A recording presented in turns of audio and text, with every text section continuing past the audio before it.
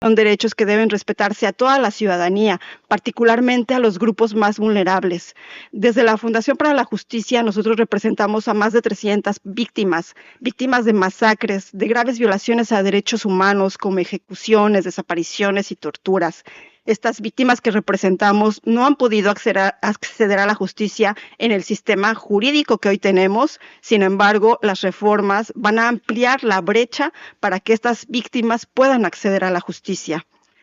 Lo más grave aquí es que no se cumplirá lo que el gobierno federal está prometiendo: dar justicia a quienes más lo necesitan y a las personas más vulneradas en México. La reforma no permite este cambio ni esta mejora, porque se está dejando de lado a las fiscalías, que son las responsables del gran índice de impunidad en casos de graves violaciones a derechos humanos. Ya lo dijo el Comité sobre Desapariciones Forzadas en su primer visita a México.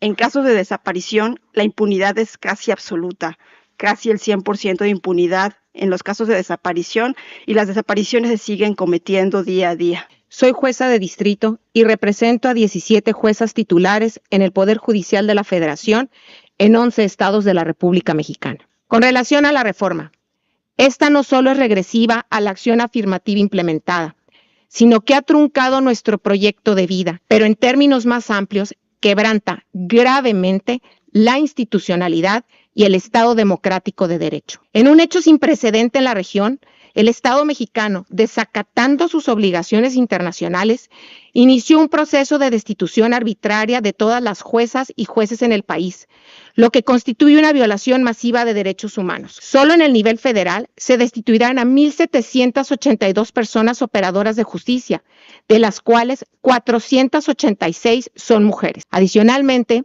se debe enfatizar que este cese masivo que impuso la reforma desdeña la serie de obstáculos como lo fueron labores de cuidado, violencia de género y discriminación que las mujeres juzgadoras tuvimos que sortear para alcanzar nuestra posición.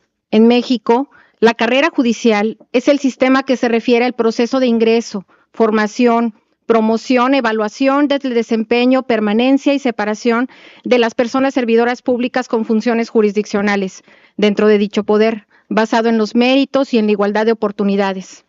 La carrera judicial se conformaba con los escaños de oficial judicial, actuario, secretario, juez y magistrado, quienes éramos sometidos a rigurosos cursos y exámenes para ocupar sus cargos, lo que garantizaba que los juzgadores federales contaran con la vocación, el perfil profesional, los méritos y el mejor desempeño para ejercer su labor. La reforma judicial en México deja sin empleo a miles de personas con motivo de su implementación, desaparece la carrera judicial y, distinto a lo que se afirma, sí vulnera los derechos laborales de los trabajadores.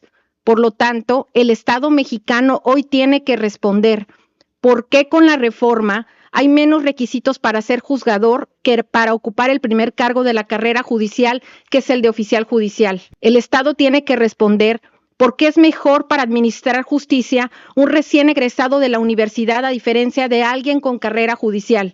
La reforma constitucional destruye nuestro proyecto de vida. Asimismo, el cambio en las condiciones de trabajo de acuerdo a la OIT implica un despido injustificado, masivo, e incluso desaparece nuestro órgano administrativo que funge como patrón. 1. Se solicite al Estado un informe sobre la reforma al Poder Judicial, el cual, debido a la relevancia de la situación, pedimos que lo haga público. 2. Elabore un informe sobre la temática y formule recomendaciones para que el Estado adopte medidas progresivas e instale un mecanismo especial de seguimiento. 3. Le ofrezca al Estado su asesoramiento y asistencia técnica a través de su relatoría sobre defensoras y defensores de derechos humanos y operadores de justicia. 4. Se pronuncie públicamente sobre la reforma. De considerarlo oportuno, lo haga de forma conjunta con la Relatoría Especial sobre la Independencia de los Magistrados y Abogados de la ONU. 5. Incluya en su próximo informe anual a la Asamblea General de la OEA un apartado especial sobre la reforma al Poder Judicial de México. 6. Ejerza sus buenos oficios para que el Estado acepte la realización de una observación in loco. 7. De conformidad con la resolución 4/23, adopte una política de priorización de peticiones y casos sobre la temática. 8. Solicite una opinión consultiva a la Corte Interamericana sobre estándares interamericanos en materia de independencia judicial en casos de procesos de reforma judicial en que se vea en riesgo la división de poderes y el Estado de Derecho. 9. Ante la ruptura grave del orden democrático constitucional, inste al secretario general de la OEA a activar de inmediato los mecanismos previstos en la Carta Democrática de Derechos. Durante el presente año, el Congreso de la Unión aprobó una importante reforma al Poder Judicial de la Federación, con el objetivo de fortalecer el sistema de justicia en el país. Este proceso fue impulsado por la necesidad de eficientar nuestro sistema judicial para combatir la corrupción y el nepotismo y para garantizar la transparencia y rendición de cuentas de las juezas y jueces en México. El proceso de reforma, al igual que otros procesos similares, se desarrolló de conformidad con el marco normativo nacional, acorde a los procedimientos institucionales previstos de manera clara en la Constitución Política de los Estados Unidos Mexicanos y sus leyes reglamentarias. Al respecto, cabe señalar que un proceso de modificación a la Constitución es altamente estructurado, lo que asegura tanto la legalidad como la legitimidad de las reformas propuestas. La independencia de ministros y ministras de la Suprema Corte de Justicia de la Nación, así como de los magistrados y magistradas, jueces y juezas, en el ejercicio de sus funciones, está garantizada por la Constitución Federal, las constituciones locales y las leyes secundarias en la materia, las cuales establecerán las condiciones para su elección por voto libre, directo y secreto de la ciudadanía. La reforma fortalece un poder judicial independiente dentro de un sistema democrático que garantiza el ejercicio de una justicia imparcial, fuera de intereses particulares, y la protección y garantía de derechos mediante una justicia pronta y expedita, al tener plazos claros para que los juzgadores realicen su actividad.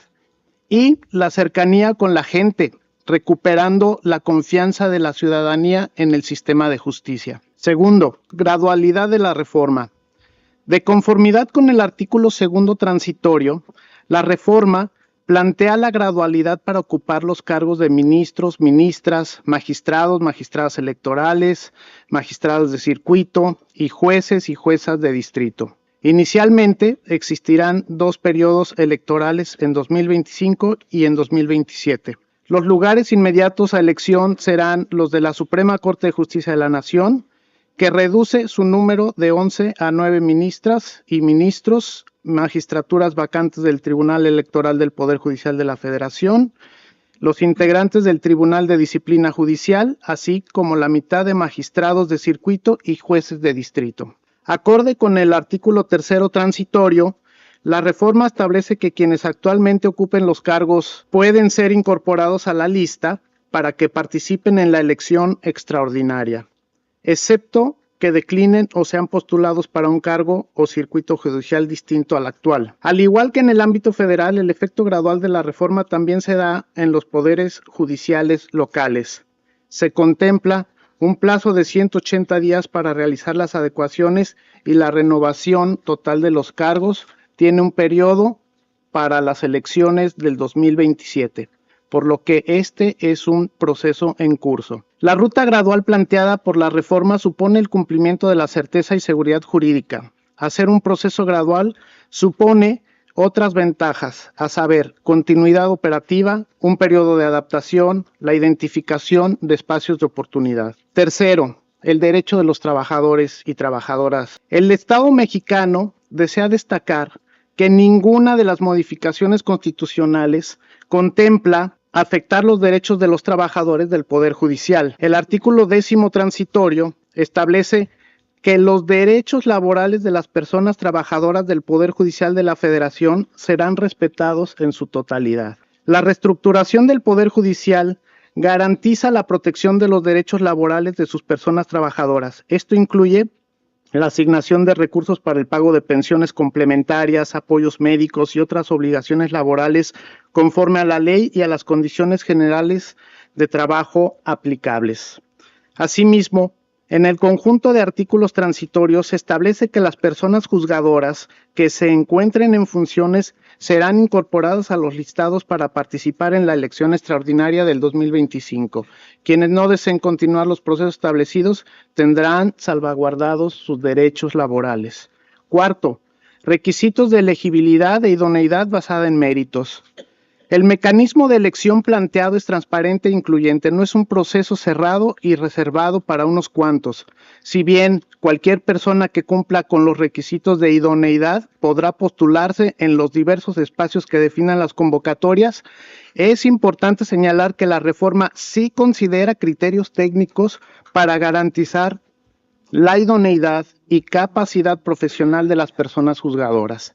Quinto, métodos de elección y selección. La elección de las personas juzgadoras será por voto popular, libre, directo y secreto, mientras que para otros puestos dentro del Poder Judicial se hará mediante concursos abiertos para la integración de los órganos jurisdiccionales. Cada uno de los poderes de la Unión ya realizó una convocatoria pública para conformar los comités de evaluación, integrados por 5 personas con amplia trayectoria en el ámbito jurídico que se encargan de revisar cada postulación con total transparencia y que se cumplan los criterios técnicos establecidos.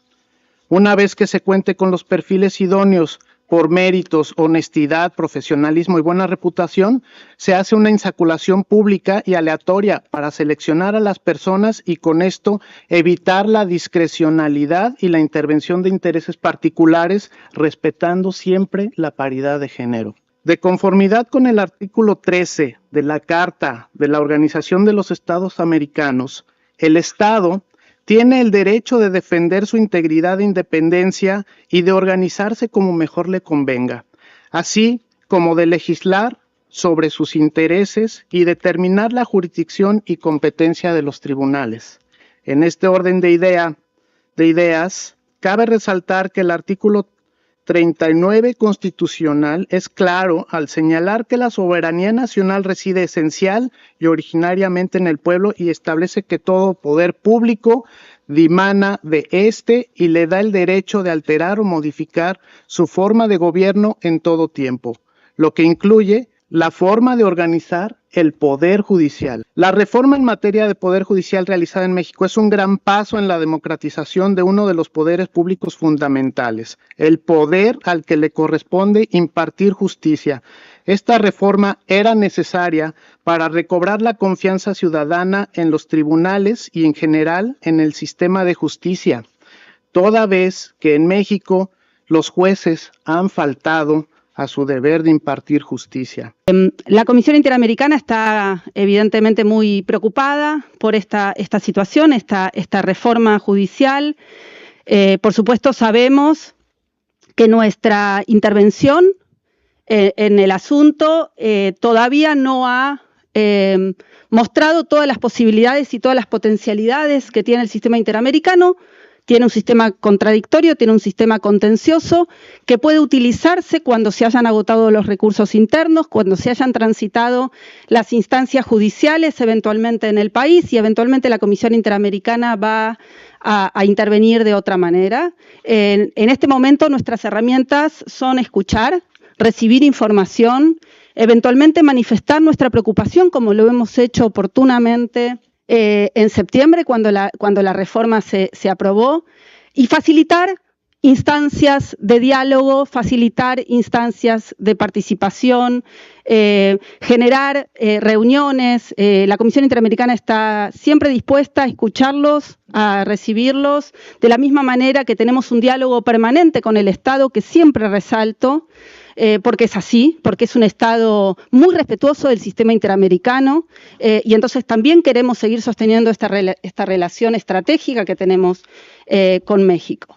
Entonces vamos a estar monitoreando la situación, vamos a estar monitoreando la implementación de la reforma, las distintas leyes complementarias que se vayan aplicando, cómo se vayan dando las discusiones en relación con la posible afectación de derechos individuales. La Comisión Interamericana va a seguir presente, como hace 65 años está presente en la vida y en la vigencia de los derechos humanos de todas las personas de la región y particularmente de México.